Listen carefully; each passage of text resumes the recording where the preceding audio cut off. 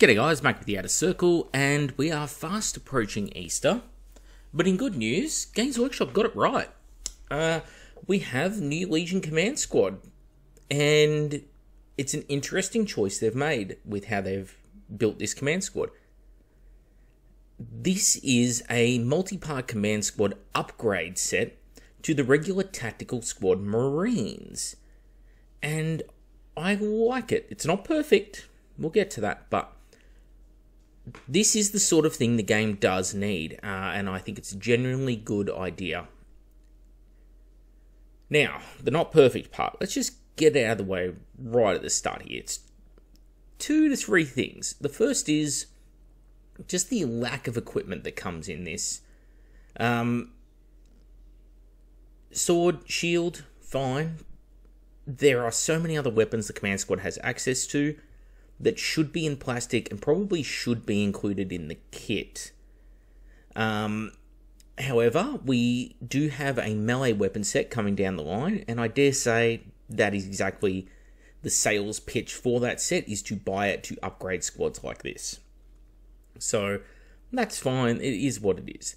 The other thing I would have liked to have seen is more customization for the models in this squad.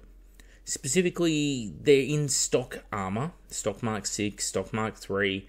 It would be nice to have some sort of upgrades, whether it was like belts with leather straps, or say different bits of extra armor plates that can be glued onto them to make them feel heavier or more solid, or add spikes or whatever it might be, or emblems such as Aquila's onto the chest or anything like that.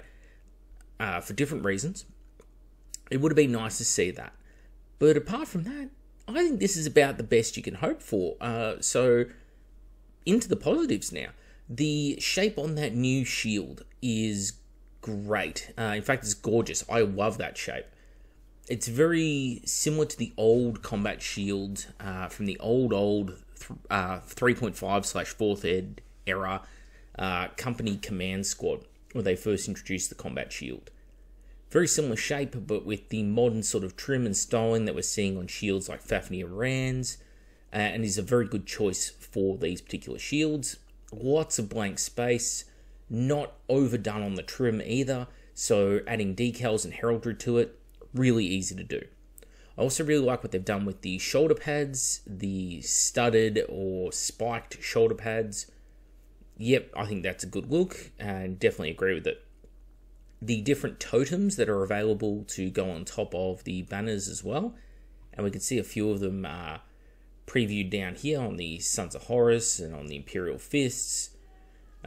These particular sculpts, they look really good. So I think that's a great idea, especially for customizing the banners. One of the things that sucked about the old resin banners was the totems at the top of the banners, the little capping pieces on the poles. They were not actually a separate part.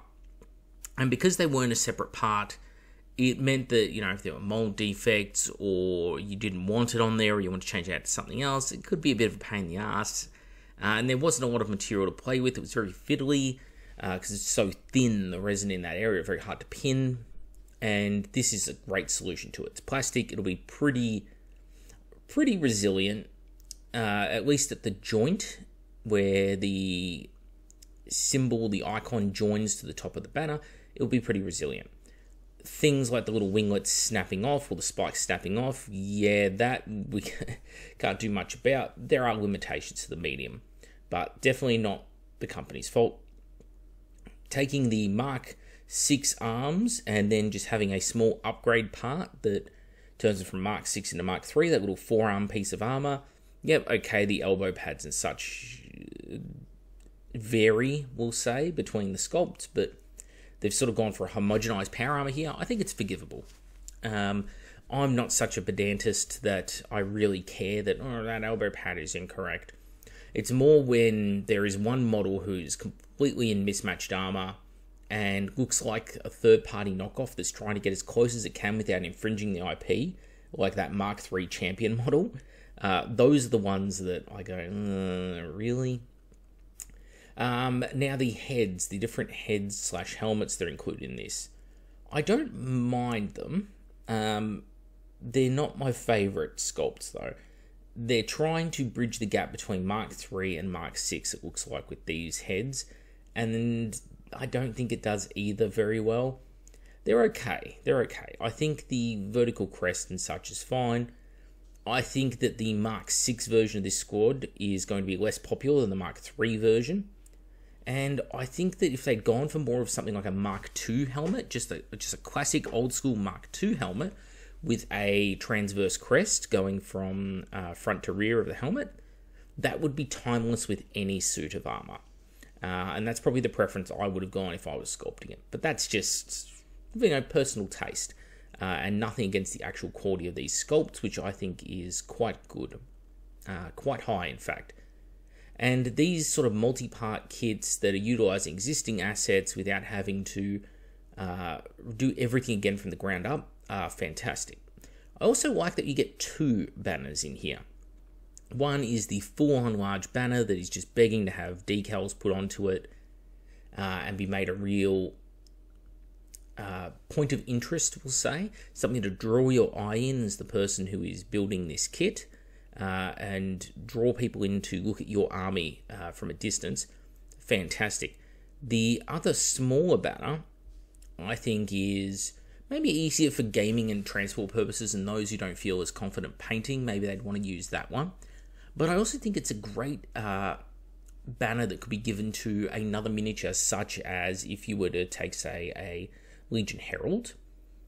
Okay, it's a conversion part you could use there on the Legion Herald, or with a simple hand swap, this is now an excellent banner to represent Vexillion Terminators. So rather than being forced into having multiple of the exact same banner, have your Herald with this big banner and also your Command Squad with the big banner, you can do one of each. Okay, so just an interesting choice of what could be done right there.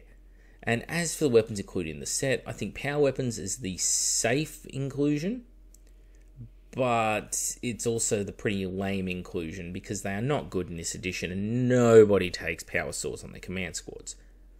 What people tend to take is their Legion specific weapons if they're available, or they like to take power fists and power mauls. They're sort of the better weapons this edition, and of course the lightning claws. So all viable options, and I'm sure we'll see those in an upcoming melee weapons set. But on the whole, if I had to rate this release out of what it could have been and what we actually got, I think it's an 8 out of 10.